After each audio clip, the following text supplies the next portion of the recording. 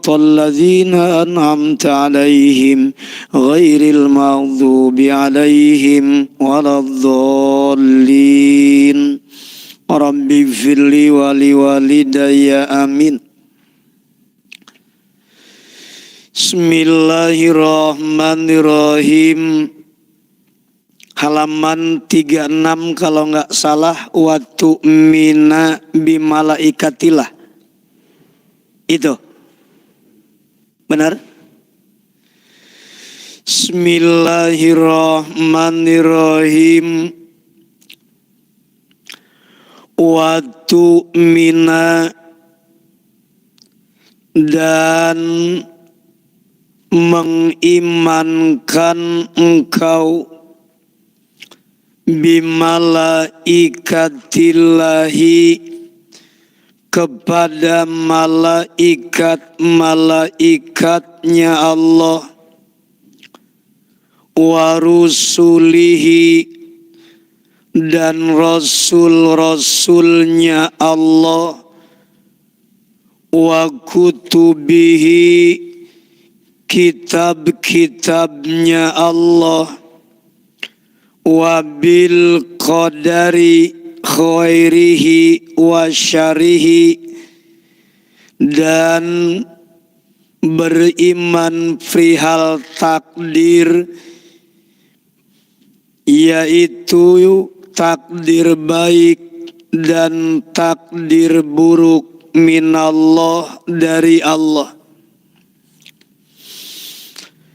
Bapak hadirin yang dirahmati oleh Allah, terlalu jauh terpisah bahasan tentang rukun iman, dimulai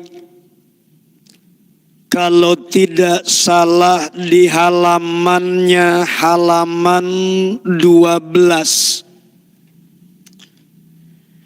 Di halaman 12 kita membahas permulaan tentang rukun iman. Anta lama wata takida watu mina watu sodiko alama buddha bihakin. Itu urutannya, urutan pertama dalam makna syahadat asyhadu alla ilaha illallah. Kita bahas pertama adalah iman kepada Allah, halaman 12. Nyambung-nyambung bahasan tentang iman, yaitu nomor kedua, iman kepada malaikat, di halamannya 36 Mbak Suro. Jauh kan? Jauh nih bahasannya. Ma'asyiral muslimin rahimakumullah.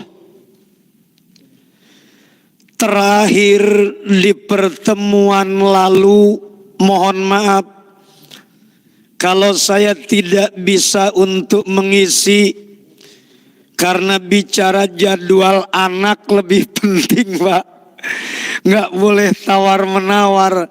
Kalau sudah waktunya ditengok, ditasik ya ditengok. Kalau anak mondok tuh begitu, Pak. Harus banyak menghibur kita. Kalau kita kurang menepati janji sama anak di pondok, ya kadang-kadang sulit untuk memprogram mereka. Makanya mohon maaf kalau selalu saja ada jeda di antara 1 bulan saya tidak bisa ngisi itu. Terakhir bahasan kita, Pak, tentang ma'akhbar Rasul, tentang berita yang dikabarkan oleh baginda Nabi. Urutan nomor ke-16 kemarin adalah tentang ru'yatullahi ta'ala fil jannah. Itu urutan ke-16. tentang melihat Allah di surganya dengan mata kepala kita sendiri, tanpa ada hijab, tanpa ada penghalang, bi'ai kaifiatin, dengan cara apa saja, mau menghadap ke kanan, ke kiri, mau menghadapnya ke utara, ke timur, ke barat, ke selatan, dalam kondisi posisi apapun kita dapat melihat Allah, menunjukkan bahwa memang zat Allah tidak butuh pada tempat, sehingga dari arah manapun manusia di surganya akan dapat melihat Allah. Bagaimana kemarin dibahas tentang hukum melihat Allah di surga, dibahas nggak? Sudah. Bahwa melihat Allah di surga hukumnya apa? Hukumnya apa? Sebetulnya hukumnya mungkin, karena Allah menggantungkan melihat kepadanya kepada gunung. Ketika Musa meminta untuk bisa melihat Allah, Allah kemudian memberikan syarat kepada Musa, fa inistaqarra makanahu fasaufa taroni. Musa, kalau kamu bisa melihat posisi gunung masih akan ada tetap di hadapanmu, maka aku akan dapat terlihat olehmu. Tapi ketika Musa membuka matanya, tidak ada gunung di hadapannya. Akhirnya Musa sujud. Akhirnya Musa sujud, tunduk atas kesongongan Nabi Musa. Jadi bahasanya agak songong, agak ngeyel, minta ketika di dunia diperlihatkan zat Allah. Sekalipun digantungkan kepada melihat gunung, barangnya barang mungkin, tetapi kembali kepada ma akhbaro Rasul di bagian ke-16 kemarin, bahwa melihat zat Allah itu bukan nikmat dunia, tetapi kenikmatan yang dijanjikan di mana? Kenikmatan yang dijanjikan di surga. Maka lanjut kita bahas waktu minabi malaikatihi. Pak, di antara rukun iman yang nomor kedua, setelah bahasan panjang lebar tentang iman kepada Allah, sampai kemudian bahasan ma akhbaro Rasul, maka kita dituntut untuk memahami tentang bagaimana tuntutan iman kepada malaikatnya Allah. Siapa sebenarnya malaikat Allah ini, sehingga kita diperintahkan untuk iman kepadanya? Hum ajsamun latifatun baliguna bil kasroti ila haddin la ya'lamuhu illallahu ta'ala suparaullahi sodikuna bima akhbaru bihi anhu ta'ala. Malaikat itu adalah jisim-jisim yang lembut. Mereka adalah makhluk Tuhan yang diciptakan oleh Allah, sangatlah sangat lembut, alias maksudnya tidak kasat mata. sulit mata kita untuk bisa melihat malaikat Allah jikalau tidak dibuka hijab. Tahu mereka itu adalah jisim. Jisim ini sama dengan jirim. Mereka membutuhkan tempat. Mereka membutuhkan ruang. Makanya di langit ada yang dinamakan dengan namanya adalah Baitul Ijah. Tahu Pak Baitul Ijah? Baitul Ijah itu adalah tempatnya di langitnya langit dunia. Langitnya langit keempat, alamnya alam malaikat. Dalam sebuah penjelasan dikatakan posisi Ka'bah Baitullah itu sejajar dengan kemudian kiblatnya malaikat yang disebut Baitul Ijah adanya di langitnya langit keempat. Jadi posisi Ka'bah itu begitu. Posisi Ka'bah itu lurus tembus sampai langit keempat. Di alamnya alam malaikat. Di situ malaikat pun mengelilingi apa? Mengelilingi kiblat mereka, berputar sama seperti kita. Alamnya alam malaikat. Keberadaan jisim latifah, jisim yang sangat lembut, tidak kasat mata, tetapi keberadaan mereka jelas disampaikan di dalam Al-Quran. Mana dalilnya? Silahkan dibuka dalam suratnya, surat Ar-Ra'du, surat nomor 13 di ayat 14.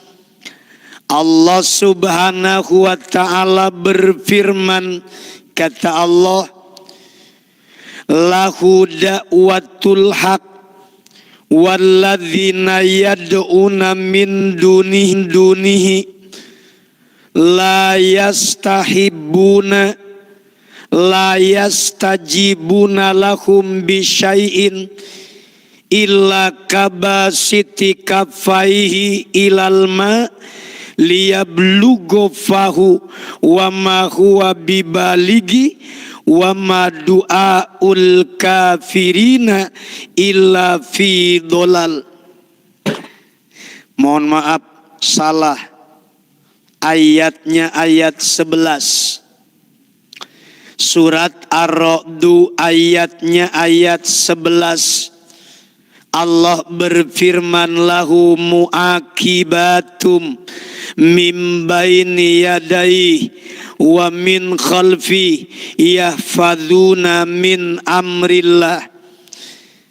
Kata Allah Subhanahu wa ta'ala, baginya manusia ada malaikat-malaikat yang selalu menjaganya bergiliran dari depan dan dari belakang. Mereka menjaganya atas perintah Allah. Pak, manusia itu punya apa Pak? Backing. Kita ini punya bodyguard. Depan bodyguard gratisan tanpa digaji malaikat. Depan belakang ternyata ada malaikat. Mereka malaikat yahfadzunahu min amrillah, menjaga manusia atasnya atas perintah Allah. Menjaga manusia atasnya atas dasar tunduk patuh kepada aturan Allah. Malaikat begitu setia. Bahkan Pak, bukan cuma malaikat yang ada di depan di belakang yang selalu menjaga kita. Dari setiap lubang tembus yang kita miliki, mau itu telinga, mau itu hidung, Pak, semuanya ada malaikat yang jaga. Nggak perlu takut ketika tidur malam-malam kuping kemasukan kecoa. Kagak perlu takut ketika malam-malam kuping kemudian kemasukan lalat ataupun kemasukan semut. Termasuk hidung nggak perlu ditutupin, Pak. Kuping ditutup pakai kapas, hidung ditutup pakai kapas karena takut yang masuk ketika tidur. Ngap iya. Bisa-bisa bangun tidur ternyata sudah nggak bernyawa. Ya namanya kagak bangun, bangun-bangun di liang lahan. Yahfazunahu min amrillah. Mereka bergantian menjaga manusia. Berapa banyak malaikat itu, Pak? Banyaknya malaikat itu baliguna fi kasrotin ila haddin la ya'lamuhu. Jumlah mereka mencapai batas yang hanya Allah saja yang mengetahuinya. Masih ingat di padang mahsyar kemarin kita sampaikan malaikat dari langit pertama turun, kemudian menjaga manusia. Turun ke padang mahsyar 10 kali lipat daripada jumlah manusia yang ada. Setelah itu turun malaikat 10 kali lipat daripada jumlah manusia yang ada dari langitnya langit kedua. Turun lagi malaikat dari langit ketiga 10 kali lipat daripada jumlah manusia untuk menjaga manusia di padang mahsyar. Nggak ada yang kabur, Pak. Lapisnya sudah lapis 7. Dan ternyata lapis 7-nya pun malaikat masing-masing 10 kali lipat daripada jumlah. Kira-kira mau kabur kemana? Di padang mahsyar nggak ada orang yang bisa kabur melarikan diri dari peradilan Allah. Jumlahnya malaikat saking banyaknya layak lamuhu ilallah. Bilangannya tidak ada yang tahu. Kemudian malaikat itu suparoullah, mereka adalah duta-dutanya Allah. Beda sama yang umroh. Yang umroh, yang haji itu adalah dutanya kita. Delegasinya delegasi kita. Artinya ketika mereka umroh, mereka haji, berarti mereka membawa misi bukan pribadi. Doa itu bukan cuma pribadi, doa itu bukan untuk keluarga. Ingat lingkungan, ingat bangsa, ingat tanah air. Namanya itu delegasi namanya. Ini kadang umroh cuma ngedoain dia doang sama keluarganya. Haji dia doang sama keluarganya. Beda orang ketika haji zaman dulu. Haji ketika zaman dulu di musimnya musim penjajah sampai Belanda aja gentar ketika setiap kali orang pulang daripada haji ternyata tambah lagi perlawanan baru, tambah lagi semangat perjuangan daripada pribumi yang ingin merdeka. Kenapa? Misi mereka haji, misi mereka umroh, berangkat ke tanah suci untuk membangun kekuatan.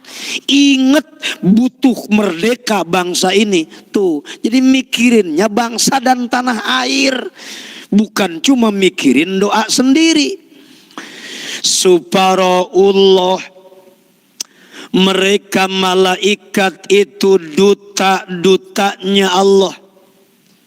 Shadiquna bima akhbaru bihi anhu ta'ala. Mereka senantiasa berlaku jujur, berlaku benar mengenai apapun yang mereka kabarkan daripada Allah. Pak, dengan kata lain berarti malaikat itu begitu dekat hubungannya dengan Tuhan. Malaikat itu dutanya Allah, berarti mereka begitu dekat dengan Allah Subhanahu wa ta'ala. Bahkan malaikat boleh dikatakan bisa bertemu setiap waktu, setiap saat, bolak-balik menghadap kepada Allah.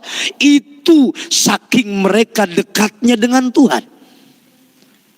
Saya tanya sama bapak-bapak, ketika malaikat itu dekat dengan Allah, bisa terus bolak-balik menghadap Allah, modalnya apa? Modalnya apa? Saya katakan bahwa malaikat itu dikatakan oleh Syekh Ibrahim Al-Bajuri di dalam kitab Hasyiah Al-Bajuri, karena potensinya malaikat bisa lebih cepat bolak-balik menghadap Tuhan, karena malaikat dilengkapi dengan sayap. Satu kali kepakan sayapnya malaikat ketika saat dipanggil oleh Allah menghadap, maka seketika itu pula malaikat akan ada di hadapan Tuhannya. Kenapa sebabnya? Ternyata di dalam surat Fatir, surat 35 ayatnya ayat 1, coba lihat. Di dalam surat Fatir ayatnya ayat 1, surat nomor 35, Allah menjelaskan tentang sifatan malaikat. Malaikat itu uli ajnihatin masna wasulasa waruba. Malaikat ada yang memiliki sayapnya 2, ada yang memiliki sayapnya 3. Maaf, ada yang miliki sayapnya 3 loh malaikat. Kayak gimana coba? Kagak berat sebelah? Enggak lah. Ada malaikat yang sayapnya 4, Pak. Malaikat yang punya sayapnya berarti 2 kiri kanan. Malaikat yang punya sayapnya 3, kiri kanan 1, tengah-tengah 1.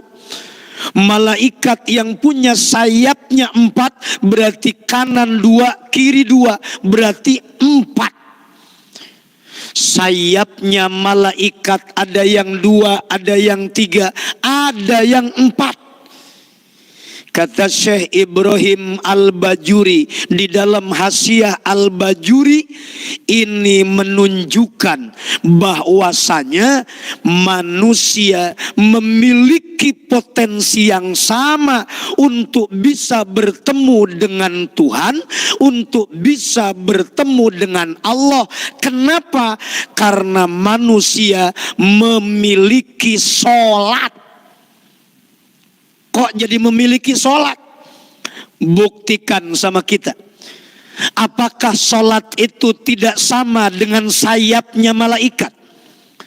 Sholat ada yang 2 rakaat, sholat ada yang 3 rakaat, sholat ada yang 4 rakaat.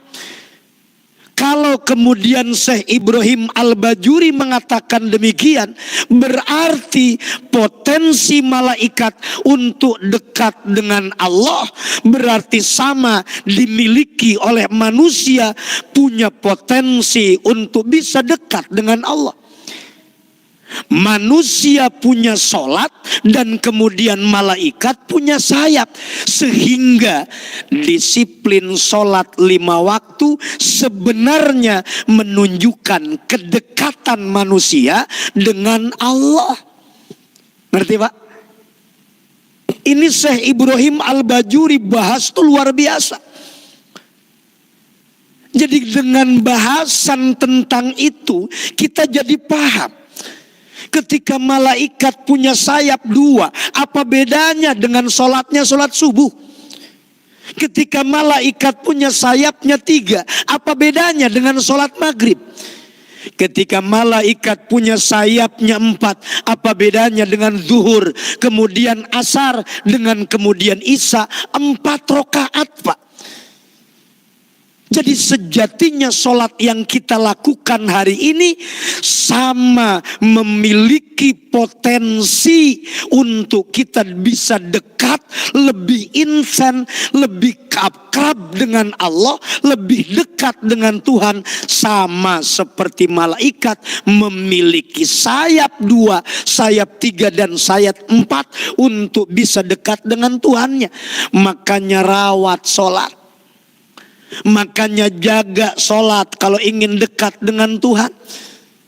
Orang yang disiplin waktu, orang yang menjadikan sholat sebagai tamu, selalu siap dia untuk hadir melakukan sholat. Selalu sigap, selalu tanggap dia untuk bisa melakukan sholat awal waktu. Karena tadi potensi yang dimiliki oleh manusia dengan sholatnya sama seperti halnya potensi malaikat dengan sayapnya, sama-sama bisa lebih dekat dengan Sang Pencipta, bisa lebih dekat dengan Allah Subhanahu wa Ta'ala. Itu keistimewaan sholat yang kita lakukan, Pak. Bapak hadirin jemaah yang dirahmati oleh Allah. Bahkan tentang dalil malaikat, Bapak bisa temukan di surat 35. Surat 35, surat Fatir ayatnya ayat 13 sampai 14. Bahkan termasuk di Al-Infitor surat 82 ayat 10 sampai dengan ayat 12. Itu membahas tentang keberadaan malaikat. Yang bilang bahwa malaikat itu ada siapa? Al-Quran. Yang bilang malaikat itu ada apa? Al-Hadis. Bahkan dikatakan bahwasanya yang namanya malaikat pimpinannya adalah malaikat Jibril alaihi salam. Jibril memiliki keistimewaan apa? Sayapnya Jibril dikatakan di dalam sebuah hadis, riwayatnya riwayat hadis riwayat Ahmad, Ra'aitu Jibrila inda sidratul muntaha. Kata Nabi, aku melihat Jibril ketika di Sidratul Muntaha saat Isra dan Mi'raj, alaihi situ mi'ati janahin. Ternyata malaikat Jibril memiliki 600 sayap. Pimpinan malaikat bukan cuma ada 2 sayap, bukan cuma ada 3 dan 4 sayap, sampai-sampai ada malaikat ketika merubah wujud memiliki sampai 600 sayap. Bapak bayangin itu, bayangin roda 2 aja naik motor begitu cepat, baru roda 2. Kalau misalkan rodanya 4 lebih-lebih, Pak.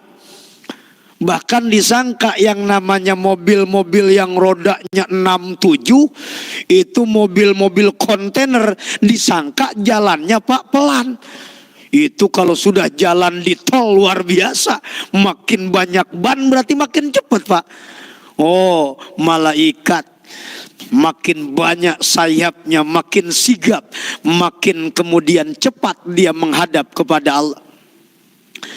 Terus para malaikat doyannya kira-kira apa, Pak? Makan minum doyan kagak? Kalau kita makan, kalau ngaji yang namanya ngaji, requestnya makan alhamdulillah. Selalu saja gitu, soto Betawi atau kemudian apa, Pak? Biasa pasisnya nggak ada ya? Bismillahirrahmanirrahim.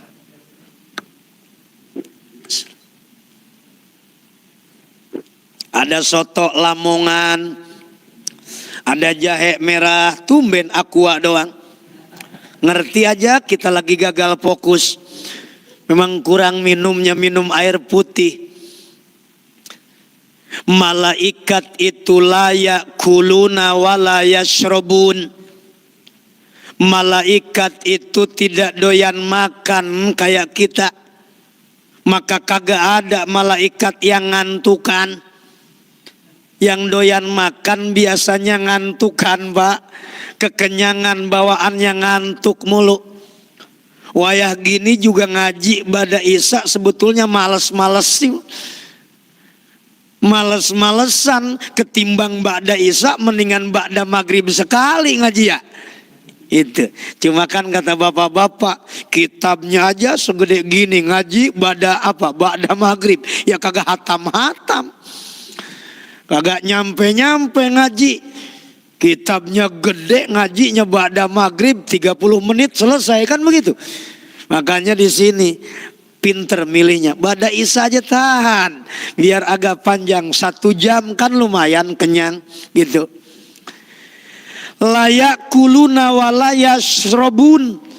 Malaikat tidak pernah makan, tidak pernah minum. Walayatawaladuna. Malaikat tidak pernah beranak pinak. Yang suka beranak pinak mah kita. Karena memang rajin bercocok tanam. Sehingga beranak pinak. Walayatanakahuna. Malaikat tidak pernah menikah. Buktinya tidak pernah menikah. Belum ada undangannya ke kita nyampe pak. Sampai sekarang. Paling undangan yang nyampe ke kita orang lagi. Oh kagak pernah nyampe undangan malaikat mah. Walayanamuna. Malaikat tidak pernah kemudian tertidur. Walatuktabu a'maluhum. Dan malaikat tidak dicatat amal-amalnya. Beda sama kita. Kalau kurang kecatat tuh kayaknya mendetil banget. Ini kayaknya kagak ada catatannya ini nih. Amal saya kemana? Padahal kagak taunya habis amalan gara-gara iri dengki sama orang. Dia minta di akhirat menuntut kepada Allah. Ya Rob amalan saya yang ini mana? Ya Rob amalan saya yang ini mana? Kok gak ada catatan? Aneh dia. Padahal pernah ini dan itu. Tapi di akhirat kok catatannya gak ada. Kagak sadar ternyata pahala habis dipakai hasud sama orang. Dipakai dengki sama orang. Ngumpul bareng di masjid. Ternyata gak pernah satu hati. Ngumpul bareng di masjid gak pernah satu hati. Mana buktinya? Subscriber Bang Bari ternyata kagak nambah-nambah. Live mah live terus aja. Ngaji live lagi. Yang nonton 200, 300 tapi subscriber kagak nambah-nambah. Ini berarti kagak satu hati ini. Kagak satu hati Bang Bari ini. Aduh ampun deh ah. Susah banget kayaknya mau jadi YouTuber tuh ya Bang Bari ya. Padahal mah yang namanya subrek itu gratis ya. Tetap kagak ada juga. Kagak naik. Ngaji udah berpuluh-puluh bulan. Itu subscriber masih 300 aja 300. Itu. Di masjid kagak satu hati. Ternyata iri dengki sama orang. Akhirnya habis amalan kita. Gak ada catatannya. Beda sama malaikat. Emang kagak dicatat dari sononya. Yang penting malaikat menjalankan tugas. Wala yuhasabuna. Mereka malaikat tidak dihisab. Yang dihisab siapa? Yang dihisab mah kita kemarin juga. Wa yuksaruna ma'al insi wal jin. Malaikat mereka kemudian tetap mereka tuh digiring bersama jin dan manusia. Masuk mereka ke dalam surga. Ternyata malaikat juga ngumpul di mahsyar. Tapi maaf, di samping ngumpul di mahsyar, memang malaikat ada tugas gitu.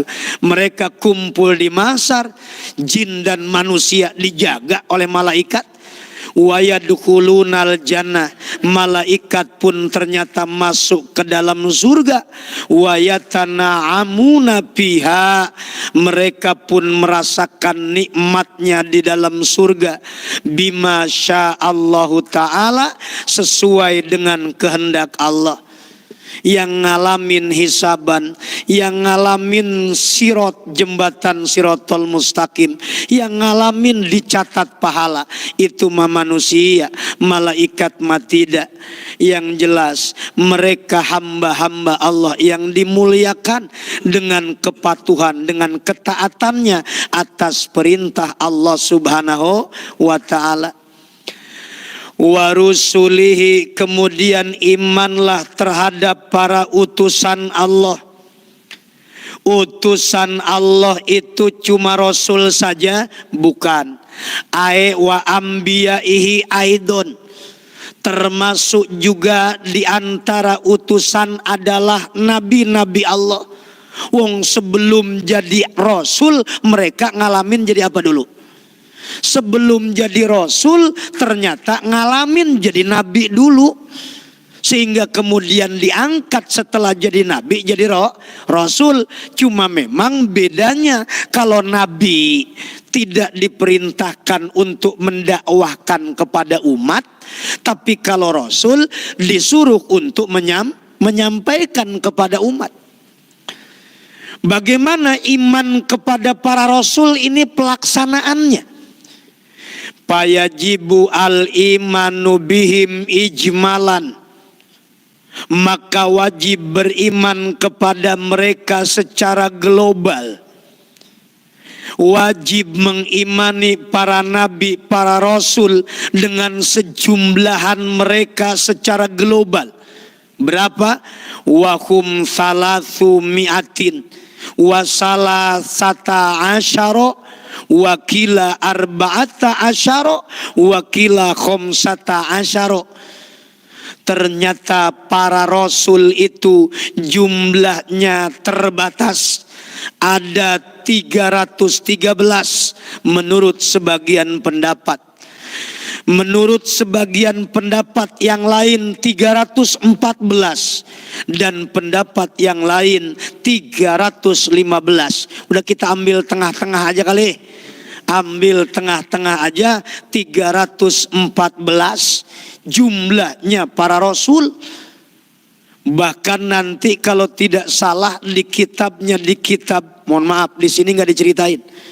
Di kitabnya, di kitab Riyadul Badiah itu disebutkan 315 rasul itu nama-namanya disebutkan.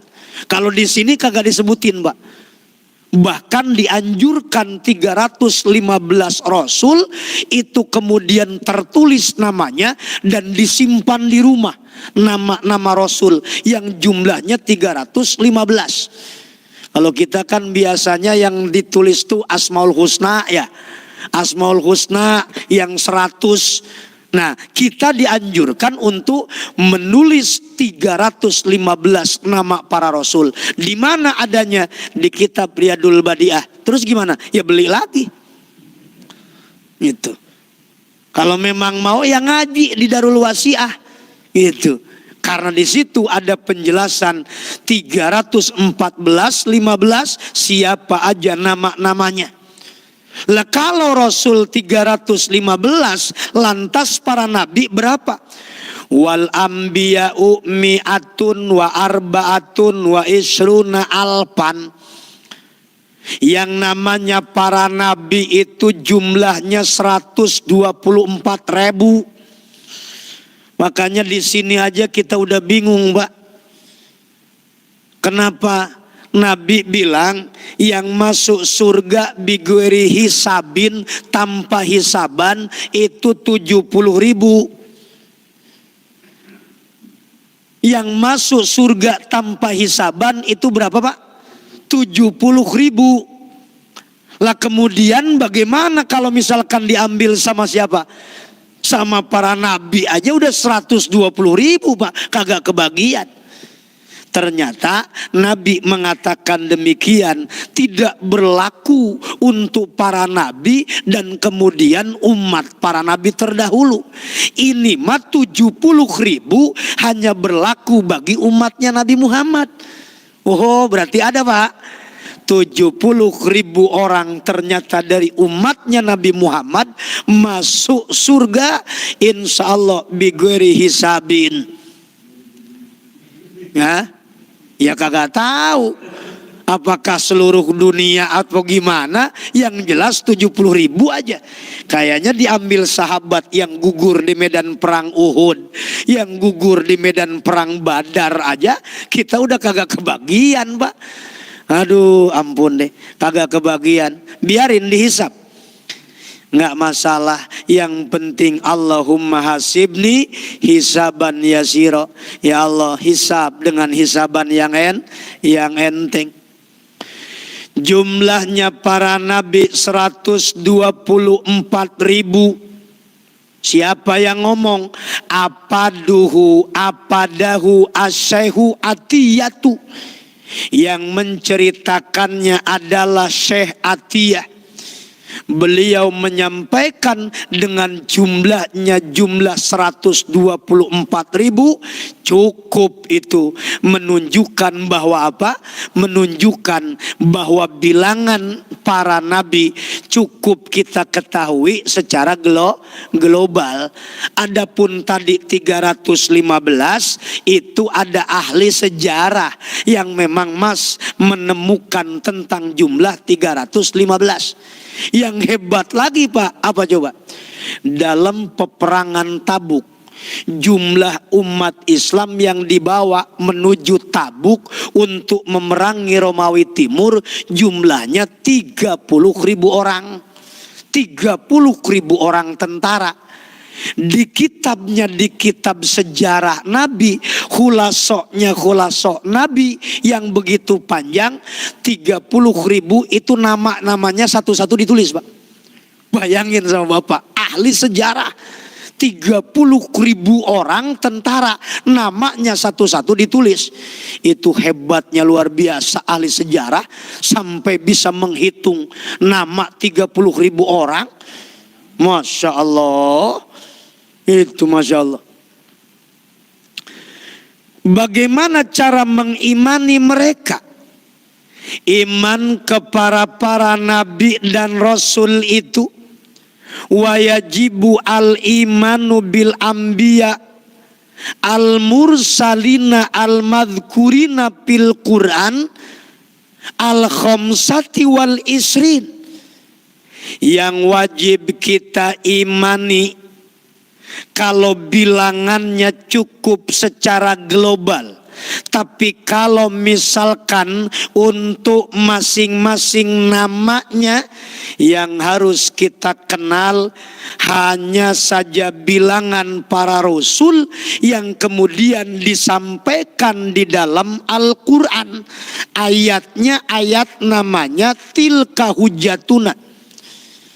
Ada sebuah syair mengatakan, watilka hujatuna pitilka hujatuna minhum samaniyatun mimba di asrin wahumu.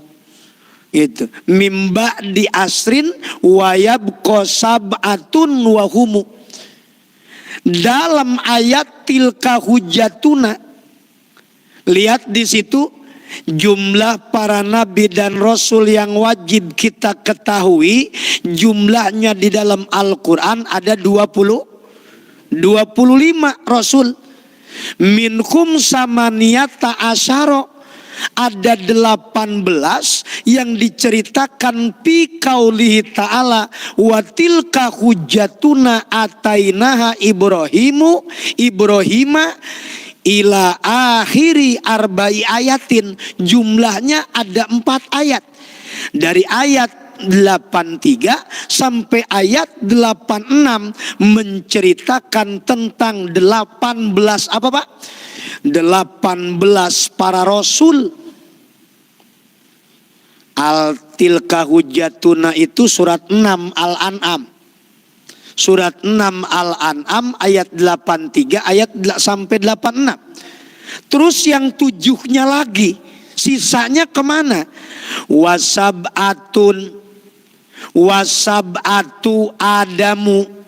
Sedangkan yang 7 Nabi Adam khusus ada di Al-Baqarah ayat 31. Wasab'atu Adamu fi qaulihi ta'ala wa allama adamal asma'a kullaha summa aradahum alal malaika. Nabi Adam diceritakan di Al-Baqarah ayat 31. Lanjut, wa Muhammadun fi qaulihi ta'ala, dan Nabi Muhammad diceritakan di firman Allah surat 48 Al-Fat ayat 29. Muhammadur Rasulullah walladzina ma'ahu asyidda'u alal kufar. Tuh surat berapa? Surat 48 ayat 29. Adam suratnya terpisah, Nabi Muhammad suratnya terpisah. Idris wa Idrisu wa Dzulkifli itu ada kemudian di dalam suratnya surat Al-Anbiya surat 21 ayat 85. Mana wa Idrisa wa Dzulkifli kullum minas sabirin. Tuh di ayat 85 diceritakan dua nabi, berarti jumlahnya 4. Nah tiga lagi wahudun wasolihun wasuaibun. Yang 3 lagi fi surati Hud di dalam surat 11 ayatnya ayat 50. Mana wa ila adin akhahum hudan wa ila samuda akhahum soliha wa ila madyana akhahum syuaiba. Ada berapa? Ada nabinya Nabi Hud, ada nabinya Nabi Soleh, ada nabinya Nabi Su'aib. Ketiganya disampaikan di ayatnya ayat berapa? 1 wa ila adin ahahum hudan surat Hud ayat 50, wa ila samuda ahahum solihan ayat 61 surat yang sama, wa ila madyana ahahum syuaiban ayatnya ayat 84 suratnya surat yang sama. Tuh liatin jelas ya. Hebat nih ngaji Sulamut Taufik mah. Kita lagi ngaji akidah dibahas, fikih dibahas, maka kita tahu detil masing-masing. Payajibu al imanu bihim tafsilan. Karena itu wajib beriman kepada mereka 25 rasul secara terperinci, mesti tahu nama-namanya. Adam, Idris, Nuh, Hud, Soleh, Ibrahim, Lut, Ismail, Ishak, Yakub, Yusuf, Ayub, Su'aib, Harun, Musa, Ilyasa, Zulkifli, Daud, Sulaiman, Ilyas, Yunus, Zakaria, Yahya, Isa, Muhammad. 25. Sok bareng coba. Kagak apal gimana? Itu. Ini wajib mengetahui secara tafsilan. Lah kalau kagak apal dosa ini. Karena itu wajib diimaninya secara terperinci. Berbeda dengan tadi. Rasul 315, Nabi 124. Beda cara imannya. Mereka diimani secara global diketahuinya. Kalau ini mesti disebutkan satu persatu 20 nabi dan rasul yang disebutkan di dalam Al-Quran. Wajib iman tafsilan. Fa'idha ankara nubuwata aurisalata wahidin minhum ba'da ta'limihi. Kalau ada orang yang mengingkari terhadap kenabian atau kerasulan dari salah satu yang 25, hukumnya bagaimana?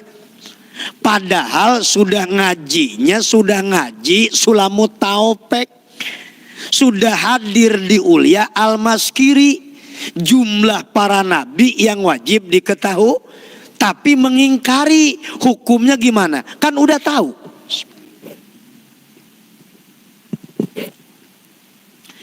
Dikatakan jawabnya kafaro. maka mereka dihukumi kafir kalau ingkar. Tapi kalau tidak mengingkari sih tidak masalah. Mereka dihukumi kafir itu karena apa? La annahu yakfuru ibtidaan. Bukan kafirnya bahwasannya ia menjadi kafir pada permulaan sebelum mendapatkan pengajaran, bukan.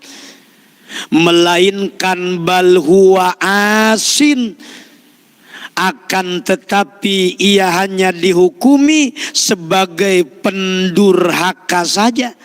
Apadahu asyaihu al-atiyah, dikatakan kata Syekh Atiyah, mereka dinyatakan kafaro itu kafir, maksudnya bermaksiat.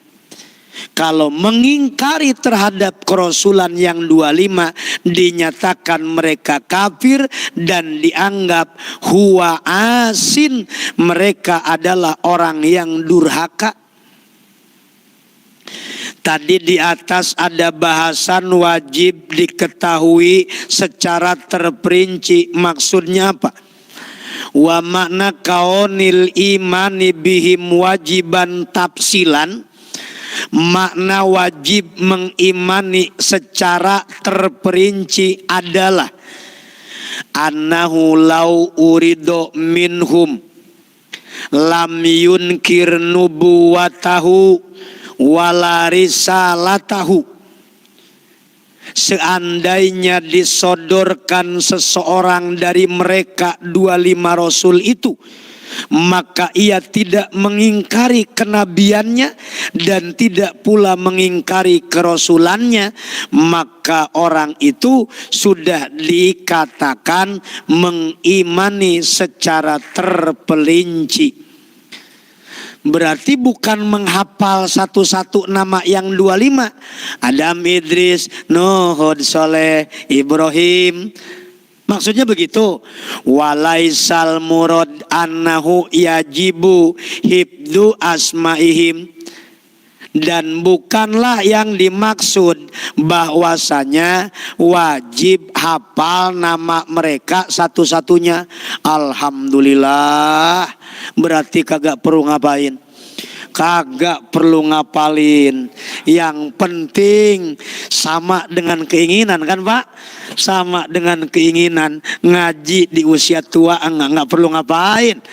Ngaji di usia tua mah enggak perlu ngapal. Yang penting paham deh.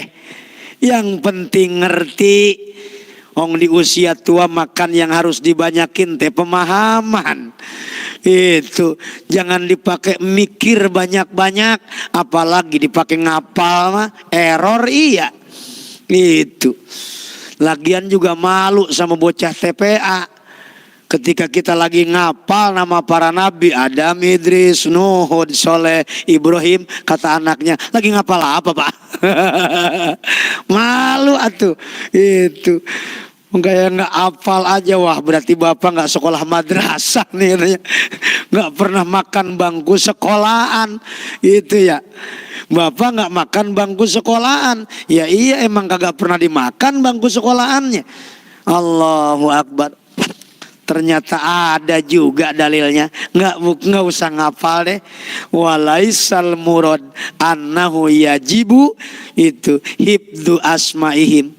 Yang dimaksud bukan menghafal namanya. Yang penting ketika disodorkan nama satu-satu nabi, oh kita mengimani